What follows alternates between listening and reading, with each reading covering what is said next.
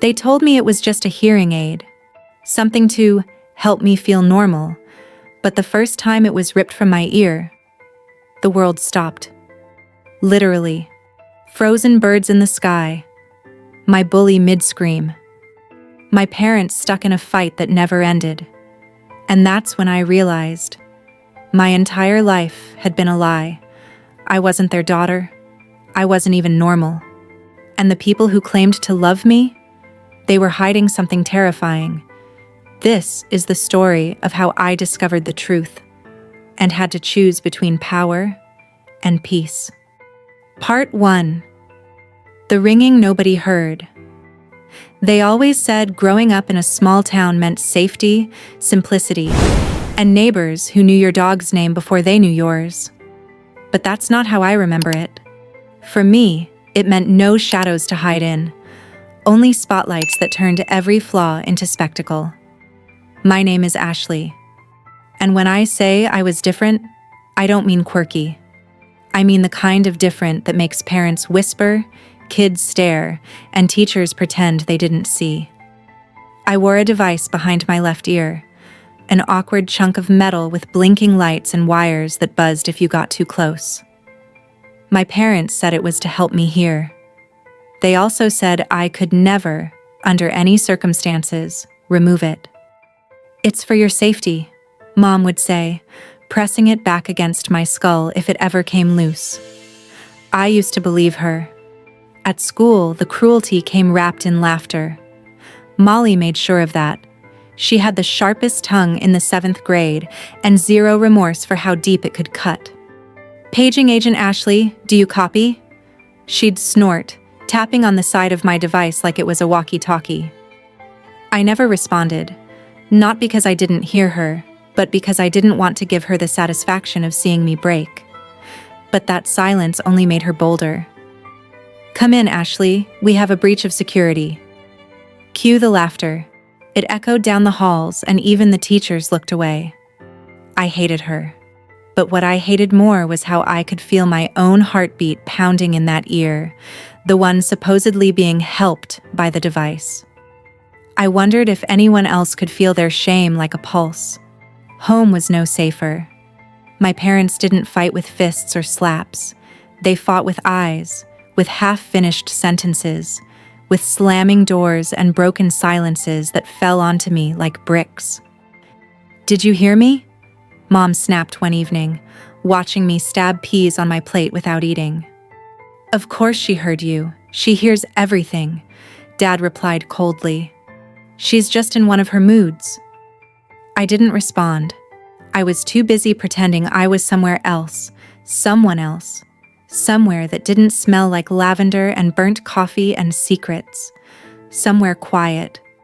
But when I finally stood up from the table that night, I did something I'd never dared. I pulled the device out, and in an instant, my world exploded into pain. The sound was indescribable, not silence, not noise. A screeching, stabbing pitch like glass being shattered inside my brain. I fell to my knees, clutching the side of my face, barely breathing. My parents lunged at me like I had detonated a bomb. They shoved the device back in, panicked, sweating, eyes wide with something that wasn't just fear. It was guilt. "What was that?" I gasped. "That's what happens when you don't listen to us," my father snapped. "That device is protecting you. Don't ever do that again." But protecting me from what? They never said. And I stopped asking. In that silence between screams, a truth settled into my chest like concrete. Something was wrong. Not just with me, but with them. The device didn't help me hear. It did something else. But I buried the suspicion deep. I was too afraid to dig it up. Instead, I clung to whatever small comfort I had, like the harmonica-shaped bottle they'd given me as a child. I'd blow into the cap, and a tiny tune would hum back, soft and sweet, like someone whispering hope through plastic. It didn't fix anything, but it made me feel okay.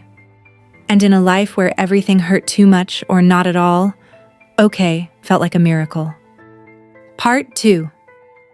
The first time I froze the world. High school didn't feel like a fresh start. It felt like the same old prison with shinier lockers. Mom forced me to join an extracurricular, to make friends, as if loneliness could be scheduled away. I picked soccer, not because I loved it, but because it meant I could run, farther, faster, away from everything. But when I saw Molly strutting across the field, lacing her cleats with that signature smirk, I felt the dread crawl back into my spine. "Hey, Trashley," she sneered during warm-up. "Can you turn off your music long enough to score a goal this year?" The girls around her snorted, my fingers curled into fists. I was tired, so tired of being her favorite game.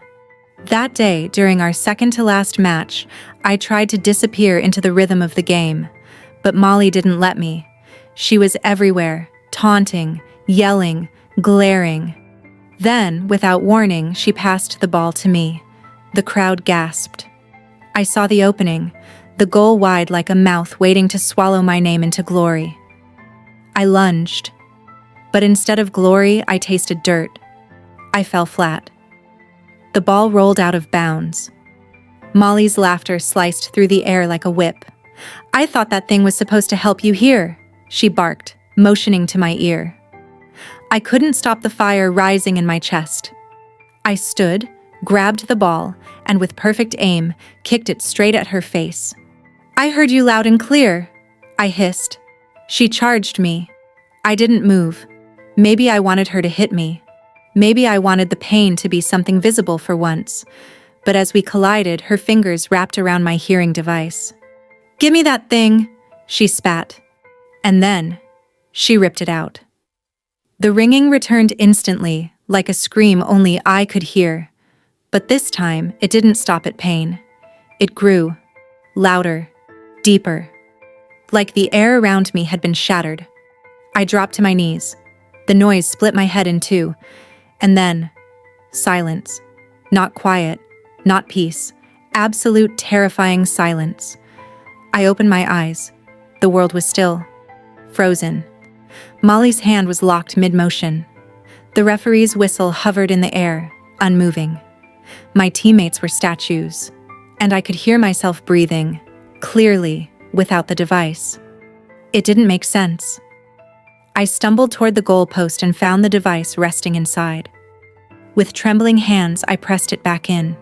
The ringing came again, sharper this time, but as it faded, life resumed. The noise, the chaos, the shouting. Molly was being dragged off the field by the ref, still cursing my name. And then, from the corner of my eye, I saw him. He was tall, lean, unfamiliar. Jersey from the opposing team. I braced myself for a new round of mockery, but instead, he reached out a hand. "I'm sorry that happened to you," he said. His voice was calm, almost curious. "Looks like you got your device back, huh?" His eyes were hidden behind thick, odd sunglasses wrapped around his head with a wire. "I can't take them off," he added, almost embarrassed. "Something about the sun." Then he smiled. "What they see as your biggest weakness might be your greatest strength." His name was Jasper. And even then, even in that brief moment, I felt something shift. Part 3. The cost of silence. I didn't tell my parents what had happened. Not yet. Not when I wasn't sure what it meant. The silence that had engulfed the soccer field still echoed in my bones. So I did what I always did. Swallowed it whole and pretended to be okay. That night at dinner, the house felt more brittle than usual. "Your coach called," Mom said between bites of spaghetti. "Said you got into it with that girl again." Her tone was flat, but the words were bait. "I'm calling her mother. Enough is enough." I glanced at Dad, waiting for the usual counterpunch. He didn't disappoint. "You think more interference is going to help? You want to make things worse?" Their voices rose like tides, crashing over the table, flooding the room with everything they never said out loud. I snapped. I ran to the bathroom, locked the door, and stared at my reflection. I could still feel the sting of Molly's grip on my wrist. Still hear the whiplash of silence after the device was torn away. My heart pounded. My fingers reached for the device. I yanked it out again, bracing for the pain. It came like a thunderclap, rattling through my skull. But then, as before, it passed, and everything went still. Still as death. I stepped into the hallway. No voices, no clinking dishes, no slamming cabinet doors. My parents were frozen at the table, Mom mid-gesture, Dad with spaghetti sauce frozen on his chin. Outside, no wind, no birds, no cars. The world was paused. Panic rose in my throat. What if I had broken something? What if I had shattered the very fabric of time? I ran outside and found my neighbor, mid-ride, perfectly balanced on his bike, unmoving. I snapped a photo with my phone, then gently lifted him off and set him on the sidewalk. Then I stole his bike. I know. It sounds awful, but I had to see how far this went. I pedaled to the town's overlook, the highest point in our sleepy Arkansas town. The world stretched out before me, motionless. No water flowing, no leaves swaying. It felt like a painting. Until I saw it. One figure. A lone fisherman in the river, rod in hand, tugging gently against the current. My stomach turned. Why him? Why not Frozen? I had no answers, only questions that buzzed louder than the ringing ever had. And when I turned to leave, I stumbled upon something that made the blood in my veins go cold. A line of cars parked along the ridge. I peeked into one. Teens. Frozen. Locked in mid-kiss. Awkward and raw. The infamous make-out point wasn't a myth after all. And in one of the cars, like a bad joke written just for me, sat Molly. Blonde head resting against the window. And in the passenger seat, Jasper. His face was twisted mid-argument. Were they together? My stomach churned. Was I some charity case to him, a sideshow to laugh about later? Rage clouded my judgment. I spotted a lizard crawling nearby, small, harmless, squirming. Without thinking, I plucked it up and slid it through the cracked window of Molly's car, right onto her lap. Then I ducked behind a tree and shoved the device back into my ear. The pain exploded again, but this time, I welcomed it. As the world flickered back to life, I watched her scream, slap at her jeans, and leap from the car, flailing like a maniac. I laughed, out loud. And for the first time, the sound didn't feel hollow. It felt powerful. Like maybe I wasn't just cursed. Maybe I was changing the rules of the game. Part 4. A power I never asked for. The high from watching Molly flail didn't last. Guilt came creeping back in the quiet, because deep down, I knew. I wasn't using this thing to survive anymore. I was using it to get even, to manipulate, to feel something when everything else was out of control. That night, I told my parents I went for a bike ride to clear my head. They were too busy bickering about whether to be mad or relieved to press further. I locked myself in my room and stared at the ceiling, wondering, what if this wasn't a gift? What if it was a trap? What if all I was doing was becoming her? Still, I couldn't stop. At school, I started freezing time just to breathe between classes, to dodge the anxiety, to make friends. Fake it at least. One day, I overheard Bryn, one of the cooler girls, complaining about how no one bought her the gift she actually wanted. A dumb, weird electronic baby doll that peed and cried and did all the things real babies do. It sounded ridiculous, but something in me latched onto the idea. I waited until the hallway cleared, popped out the device, let the pain tear through me, and dashed to the nearest toy store. I found the doll. I came back before anyone noticed I was gone. The next day, I walked up to Bryn like I belonged. "Hey, I saw your invite yesterday. Sorry I couldn't make it." I handed her the doll. Her face lit up like Christmas morning. "No way, you're amazing." And just like that, I was in. I kept doing it. For everything. Social clout, grades, attention. During algebra class, when the teacher asked me to solve something I didn't understand, I simply paused the world, strolled to the smartest girl's desk, and copied her notes. No one suspected a thing, except Molly. "She's cheating," she hissed one day. "Someone's feeding her answers through that earpiece." The teacher dismissed it, but I saw the way Molly stared. I knew she hadn't forgotten. So I gave her a show. During our final soccer game, I waited until she was lined up to score. As she raised her leg for the perfect shot, I froze everything, moved the ball an inch, just enough. When time resumed, she kicked nothing but air and landed on her back. Her face went scarlet. The crowd erupted. "Might want to get your eyes checked," I said as she scrambled to her feet. I was still breathless from laughing when the game ended and my teammates lifted me into the air. But I was in pain. Real, physical pain. Every time I pulled the device out, the ringing got worse. My head throbbed for hours. I started carrying painkillers in my backpack like they were gum, and that's when Jasper found me again. "Amazing performance," he said, his sunglasses reflecting the floodlights. "Didn't know you'd be here." I asked him if he wanted to hang out. He smiled, said his best friend played on the rival team and would forgive him for talking to the enemy. Then he hesitated. "You're not dating Molly, right?" I blurted. He blinked. "Number God, no." I nodded, pretending to believe him. But I didn't. Not fully. And that doubt, cold, creeping, corrosive, followed me home. I waited an hour for him to pick me up. He never came. My heart cracked in that familiar place, the one I thought I'd armored up. So I did what I always did. I froze the world, rode my neighbor's bike through the night until I found him, at the lookout point.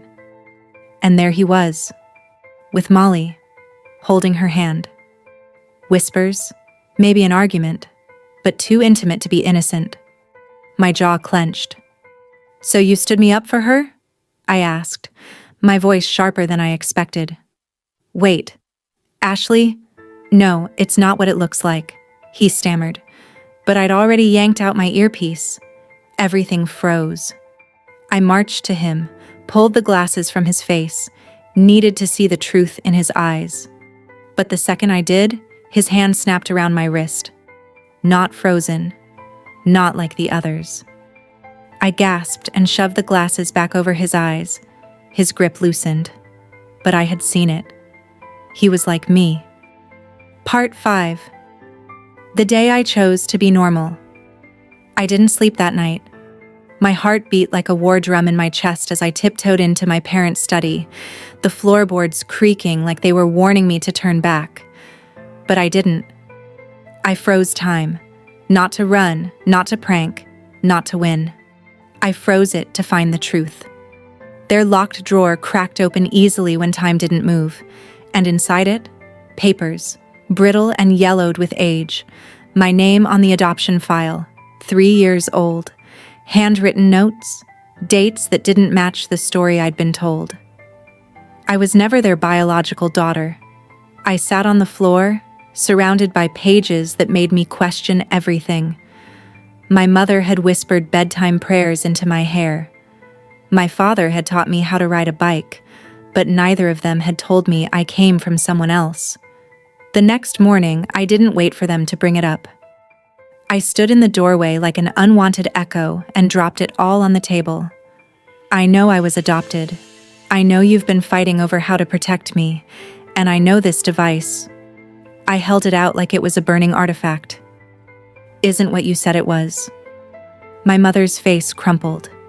My father tried to stand tall, but I could see the shaking in his hands. Sweetheart, she whispered, you were special from the moment we saw you. But we weren't the only ones. Another family wanted you. A dangerous one. We fought to keep you because we wanted to protect you. I didn't cry. I didn't scream. I just felt hollow. You should have told me, I said, stepping back as she reached for me. You lied to me my whole life. I don't even know who I am anymore. I ran. Again. But this time, I didn't freeze the world. I wanted it to keep moving without me. I wanted the chaos, the noise, the unpredictable mess of reality. I found Jasper. Not at the lookout. Not with Molly. At a shack of a house on the edge of town, holding a photograph of himself as a child, surrounded by people I knew weren't his family anymore. He unfroze the second I pulled his glasses off, and the look in his eyes said everything. He'd been waiting for someone like me. There are more of us, he said. Anyone born at St. Luke's on October 4th? Something happened that day. Some exposure to a chemical no one could explain. It changed us. His voice broke. My parents knew. They used me, made me steal, hack, hurt people, threatened to turn me in if I didn't obey. I've been running since I was 14. I thought of all the times I'd felt like my life wasn't mine. The fights, the rules, the pain that didn't make sense. And suddenly, I didn't feel alone in it. There's a master device, Jasper told me. I stole it from the lab. If we activate it, it'll reset time. End everything. The powers, the silence. We'll be normal. I stared at the device in his hands, then at the boy who had become the only person who ever really saw me. Let's do it, I said. Let's stop running. We stood in the middle of the school field, one final act of rebellion, and together, we crushed the device under our heels. Everything snapped back. Time surged like a wave. The wind returned. The birds sang. The world lived. When I got home, my parents were waiting. They weren't yelling. They weren't fighting. They were holding hands. For once, they looked like they were on the same side. We were just trying to protect you, my mom said through tears. You did, I replied, setting the shattered remains of my earpiece on the table. But now it's my turn to protect myself. And I want to do that without secrets. We cried. We held each other. For the first time, it felt real. It felt earned. In the weeks that followed, Jasper and I started to date. We didn't have powers anymore. No more frozen time. No more rewinding mistakes. Just two awkward kids fumbling their way through something that felt suspiciously like hope. And even though we couldn't stop the world anymore, sometimes, when he looked at me, it still felt like everything stood still. If this story left you breathless, just imagine what's coming next. Hit subscribe and join us, because some secrets don't stay buried forever.